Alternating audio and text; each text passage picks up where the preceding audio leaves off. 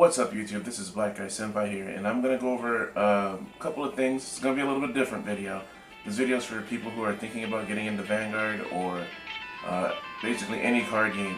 We're going to go over some things that you need to get started playing Cardfight Vanguard, specifically. One thing that you're going to need, you're definitely going to need a deck. So basically when you go choose a deck,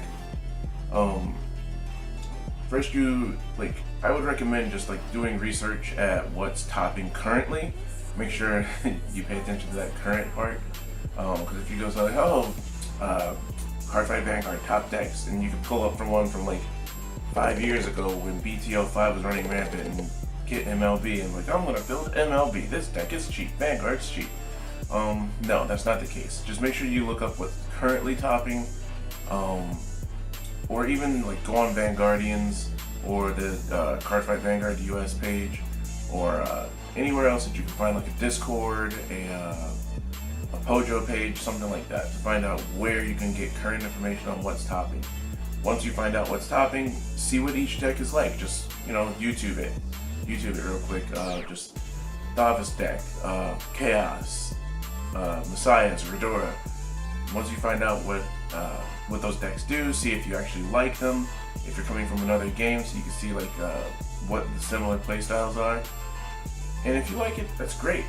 Then you go ahead, do your research, look up the prices. Oh my goodness, please look up the prices on how much the decks are going to cost. Most meta decks, which are tier 1 decks, Chaos, Overlord, Davos, Redora, they're all going to cost you at least $400. So be prepared for going into that. Save up or just build it very slowly. The exception is a couple of formats ago, and we had a grade 1 7 Seas Rush, and that was a $20 deck. But most tier 2 decks are going to cap out at 300, maybe 350 at the very most, and that's if you got some SPs in there. So just be mindful of that. Don't be afraid to oh man, this is a deep investment. But usually those investments that you make are gonna last for a while. I bought my Thavas deck, I want to say a good year ago, maybe, and I still have it. And the only thing I had to do is invest a little bit into it, and it's still currently a good tier 1 deck. Next thing that you're gonna need, you are gonna need Playmats. You can go get Playmats, like this, that you would get from just participating in an event where it's sneak previews, or you can get a playmat like this that I won last year at ARG State Championships out in Ohio. Or you can go to places like Royalty Playmat Designs by Maxim Solemn. So if you see him on Facebook, give him a poke. He actually has really good designs, and I think he prints them now. There's another one that I can't really remember, but once I remember it, I'll go ahead and plug it into the description of the video. But playmats, yeah, they help keep your cards in their sleeves from getting damaged as easily. So you don't have to worry about, oh man, I gotta keep buying sleeves over and over because I'm playing on this streaky ass table that just ripped some of my sleeves. And that gets us to the next part. Sleeves. You need sleeves. Vanguard uses small sleeves, which are Yu-Gi-Oh sleeves, or sleeves that can be used for, I think, Dragon Ball Super, the card game? I'm not sure. But just make sure that you get Vanguard sleeve, Yu-Gi-Oh small sleeves, or just small sleeves period. I usually go with the Bushy Road mini collections because I have the Magellanica sleeves on my deck. I have Harry sleeves. I have, just those kind of sleeves. I like using those. And then I like using Ultra Pro sleeves. Man, I can't word this morning. Senpai has failed you.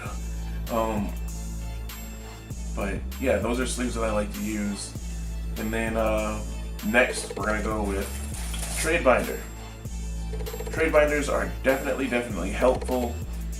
Once you start actually getting into the game, start making a collection, you're going to want to have somewhere to store that into. And if you don't have what I'm going to talk about next, which is deck boxes, then you're kind of screwed. You just have loose cards flapping all over the place and they lose value. But yeah, get card sleeves, get trade binder, get a playmat, most importantly the deck, and then deck boxes. Come in all shapes and sizes. Both of these are Ultra Pros. This is like maybe $2 or $3 at your locals. This is like $10. It doesn't come like this. I just have 2 of them, and I wanted to use a Voltorb, make it look like Voltorb. Because it has 3 compartments, one for your dice or whatever trinkets you want to keep in here, and then the part for your actual deck.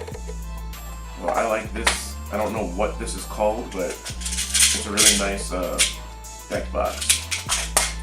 Next, pretty much this is something that you can't buy, but it is a positive attitude and the willingness to learn from your mistakes when you do start playing. I'll have a video later on that goes over like an in-depth tutorial of how to play Vanguard for, again, the newer players, and like try to get you up to speed. But as long as you have that, you're gonna be fine. Just make sure you have a positive attitude and you're willing to learn from mistakes, and you can expect to have a really good time playing this game. So if you're new, you found this information helpful, if you want to subscribe, if you want to hit that bell button so you can see when I do upload more videos. Remember, Senpai has noticed you. I'm out.